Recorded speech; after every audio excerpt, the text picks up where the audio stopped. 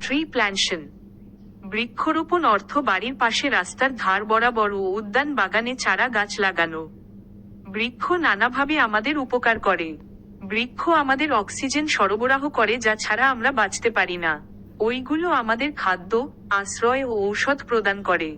ওইগুলো ঘূর্ণিঝড় ও ঝড়ের বেগ থেকে রক্ষা করে। ওইগুলো বৃষ্টি ঘটাতে সাহায্য করে। ওইগুলো মরুভূমি হওয়া থেকে একটি অঞ্চলকে প্রতিরোধ করে। বৃক্ষ ইকোলজিক্যাল ভারসাম্য রক্ষা করে, যা আমাদের পরিবেশের জন্য অনেক উপকারী। বৃক্ষ কার্বন ডাই অক্সাইড শোষণ করে অক্সিজেন উৎপন্ন করে এবং বায়ু দূষণ রোধ করে। সেগুলো আমাদের পাখি ও বন্য পশুর যোগান দেয়, যা প্রাকৃতিক পরিবেশের ভারসাম্য রক্ষায় অন্যতম উপাদান। আমরা বৃক্ষ থেকে খাদ্য ও কাঠ পাই। আমরা নানা রকম ফলমূলও পাই। বৃক্ষ ব্যতীত একটি দেশের জলবায়ু চরম আকার ধারণ করে।